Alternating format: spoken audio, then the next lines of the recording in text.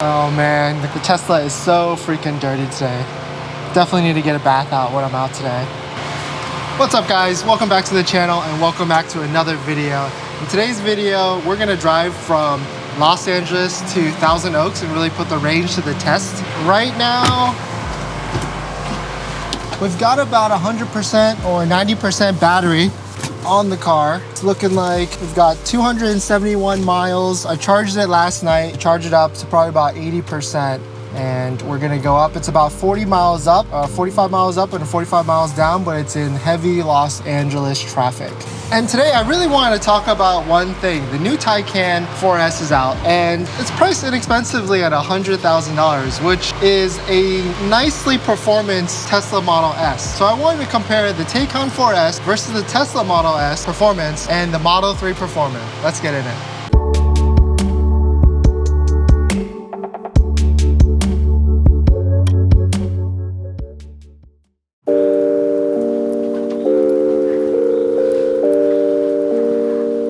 So yeah, I say inexpensively, but that's only because when the Porsche Taycan came out at the Taycan Turbo level, they were boasting at a starting price of $150,000 and some change. So $100,000 Taycan seems like a huge difference in starting price between the $150,000 Taycan S and the $100,000 Taycan 4S, which is their base model with no options.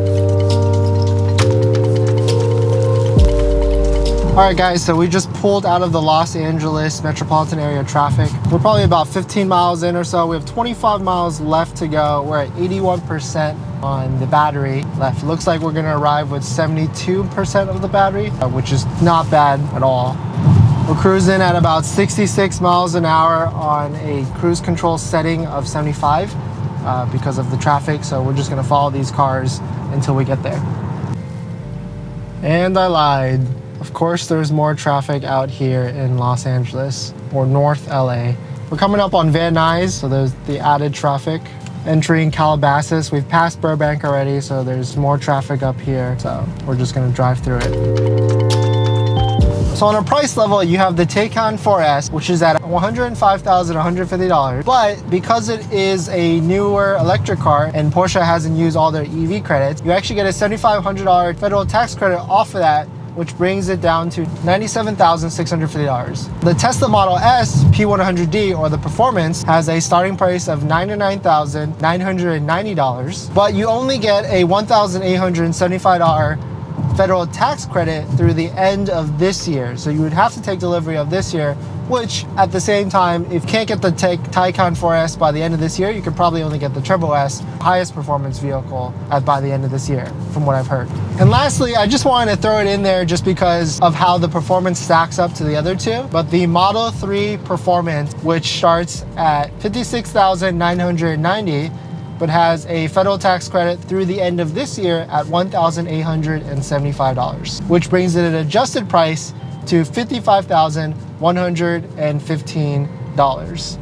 So almost half, maybe like 55% of the Taycan 4S and the Model S P100D. So in terms of battery sizing between the three, the Taycan 4S have a 79 kilowatt hour battery, the Model S has a 100 kilowatt hour battery, and the Model 3 Performance has a 74 kilowatt hour battery.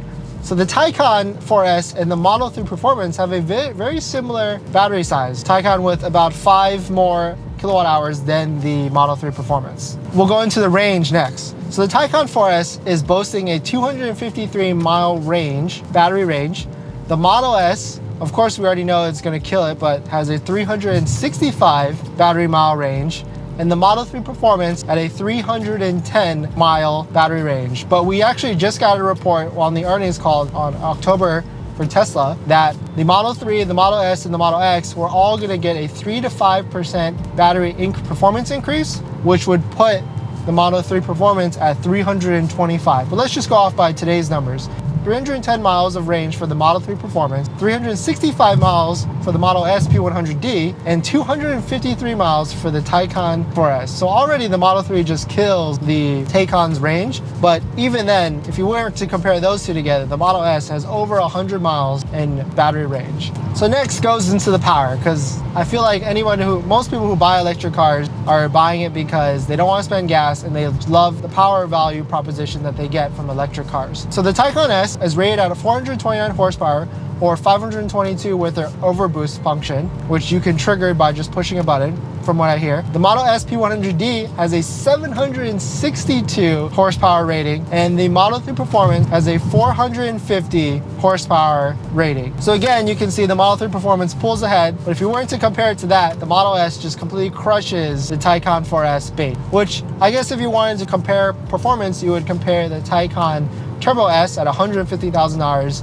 versus the Model S P100D at $100,000, but that's another conversation. We just wanted to compare it based upon pricing. And lastly, the 0 to 60 and top speed. Porsche is saying that the Taycan 4S is going to do 0 to 60 in 3.8 seconds and a top speed of 155 miles an hour. The Tesla Model S P100D, 2.4 seconds, 0 to 60, 163 miles top range. We already know it's fast, it's ludicrous, and it's crazy. The Model 3 Performance, 0 to 60 at 3.2. Real world testing really can put it at a 3.3, 3.4, but at its fastest, 3.2. Maybe with the power bump that they just announced at a lower 3.1 or at a flat 3 seconds, who knows? And a top speed of 155 miles an hour. But we all know that the Germans, Porsche included, they like to over-report their performance numbers. So I could probably see the Taycan 4S coming at like a 3.5 or 3.4, 0 to 60. So you can see the Model 3 Performance and the Taycan 4S will probably be about the same in terms of 0 to 60, which is pretty incredible with the weights of the car. And then the Model S P100D will just completely crush it. All right, we're cruising at about 72 miles an hour. We're about to get off the exit in Thousand Oaks. The battery's doing great. We actually gained a couple percentage points. I was expected to say that we would arrive with 72 battery range, but now it is increased to 74. Probably because we've been driving about 70 to 75 this whole time and nothing over 80, and then a lot of stop and go traffic. But in terms of time, it's definitely taken us an hour to get there, maybe a little bit over an hour and 10, an hour and 15, but we should be arriving in Thousand Oaks shortly. So my thoughts on this. Obviously, we're comparing very different cars in terms of luxury, the interiors, the qualities of the interiors. Tesla interior has never really been or has never boasted a luxury car. Oh, there's a Porsche Panamera right there. And Porsche with the interior is going to probably fantastic. I haven't seen one yet, but I was hoping I could see one. I wish I could see one soon at one of the launch events. But Porsche interior is going to be worlds of a difference between the Model S and definitely between the Model 3 Performance. But if you're someone that's interested in technology, because the Taycan doesn't have as good autopilot or this huge iPad that you get in the middle of the car, if you're interested in technology and performance, and you don't necessarily care about the nice things in life with the nice interior and the nice seats and the nice steering wheel, then the Tesla is going to be a huge bargain, because really what you're paying for is the technology and a Tesla and not a Porsche. Porsche, you might be paying for a little bit of the handling and performance, but Tesla just is dominating in terms of performance and the technology. And yeah, that's it. Let me know your thoughts and comment below on what you think between, I want to hear all the Tesla fanboys and I want to hear all the Taycan Porsche fanboys between the cars. Both cars are going to be great cars. You can really go no wrong between what you want to spend your money on between any of the 3 cars, but you could have 2 Model 3 Performances and 1 Taycan or 1 Model S, or just one really super fantastic Taycan Turbo Model S that will just be ridiculous. I've spoken to a few friends at Porsche and orders are just off the chain, and some of the first ones are already above MSRP, 10 to 15,000 above MSRP. But there are some dealers that are still selling them at MSRP. But yeah, thanks for watching. Hit that like if you enjoyed this video and subscribe to the channel if you want to see more Tesla content. See you in the next one.